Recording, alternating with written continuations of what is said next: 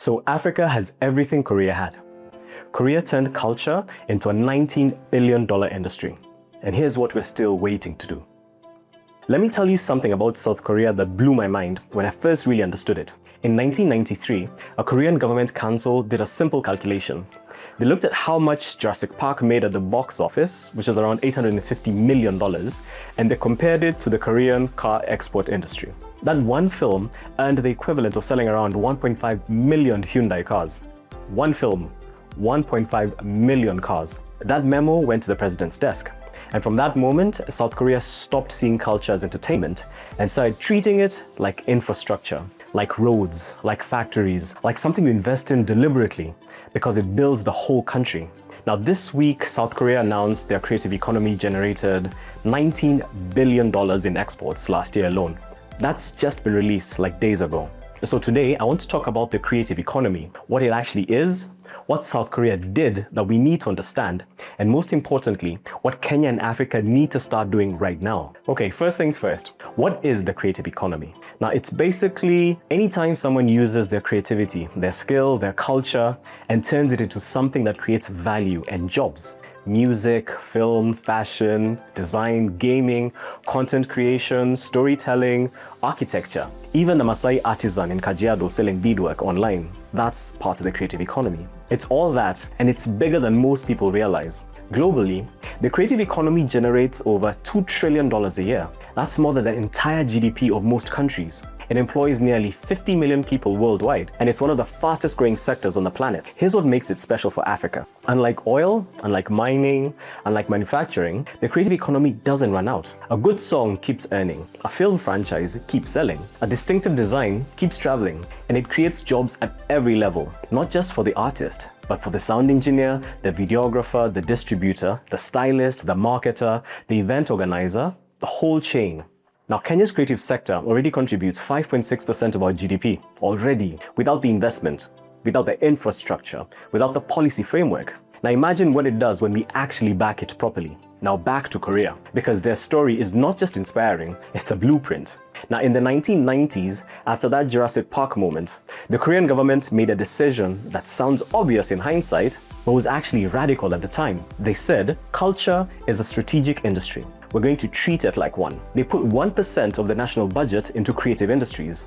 Music, film, TV, gaming, and animation. They built training pipelines. They funded studios.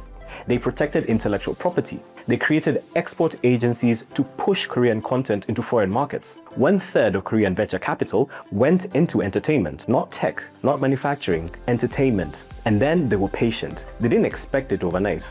Wave 1, Korean dramas spreading across Asia in the late 90s. Wave 2, K-pop hitting YouTube and going global in the 2000s. Wave 3, which we're living in right now, full lifestyle export, K-beauty, K-food, K-fashion, gaming, Netflix originals. Squid Game becomes the most watched show in Netflix history. Parasite wins the Oscar for Best Picture. BTS sells out stadiums on every continent. $19 billion in exports last year, up 16% from the year before. Music alone grew 84% in 12 months. A country of 51 million people.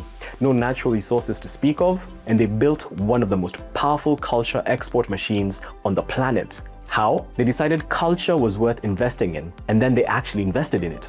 Now here's the thing, Africa isn't starting from zero. Afrobeats is now a global genre. It streams more in the US and UK than in Nigeria. It's drawn collaborations from Beyonce, Drake, Ed Sheeran, and the list goes on.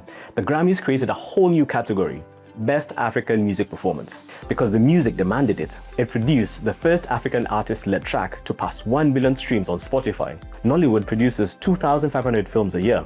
2,500. That makes it the second largest industry on the planet by output. Nigeria's creative sector hit $14.8 billion in value last year alone. 14.8 billion. Now, Kenya's film rebate scheme has brought Netflix and Amazon here to shoot. We have 5G infrastructure. We have the talent. We have the storytelling tradition that goes back centuries. And yet, 84% of Kenya's creative enterprises are unregistered. Less than 5% of creative businesses can get a bank loan. Up to 75% of film revenues in Africa are lost to piracy every year. Musicians in Ghana and Tanzania are missing out on royalties because the systems to collect them barely work.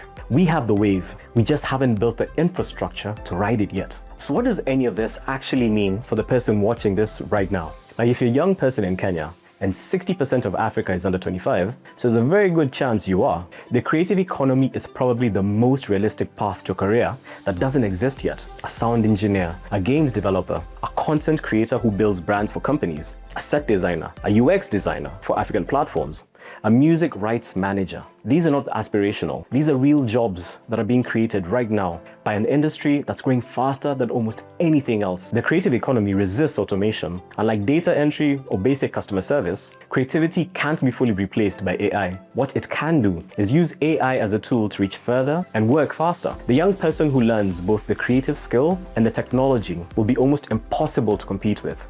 Now, if you're a brand or a company, understand that the brands winning in this market are the ones who are deeply connected to the culture. Samsung didn't just invest in technology, they invested in BTS. That's not sponsorship, that's strategy. Korean brands understood that cultural connection is the most powerful form of brand equity you can build. The equivalent for a Kenyan brand right now is the creator you haven't yet built a relationship with, the musician whose sound your audience is about to discover, the storyteller who speaks your customers' actual language. Now, if you run an impact organization, the creative economy is your distribution channel. It's how you reach communities. It's how you make messages stick. A behavior change campaign delivered through a trusted local creator will always outperform a billboard, always. Now, Korea's story took 30 years, but it started with one decision: to take culture seriously. Kenya has a creative economy bill moving through parliament right now. That's the beginning of the official recognition. But legislation alone doesn't build anything. What builds things is capital, training, infrastructure, and systems that connect creativity to income reliably. UNESCO projects that Africa's creative economy could generate $20 billion in annual revenue and over 20 million jobs under the right conditions. The talent is already here. The audience is already here. The global appetite for African culture is already here. What's needed is the same thing Korea built: training pipelines that are serious, intellectual property protection that actually works, payment systems that reach every creator regardless of how small their town is, and platforms that connect creative talent to the brands and organizations that need them without the creator having to know the right person or be in the right room. That's the work. It's not glamorous work, it's infrastructure work. But Korea shows us what happens on the other side of it. 19 billion from a country of 51 million people in 30 years. Africa has 1.4 billion people, the most creative continent on the planet, and we're just getting started. See you in the next one.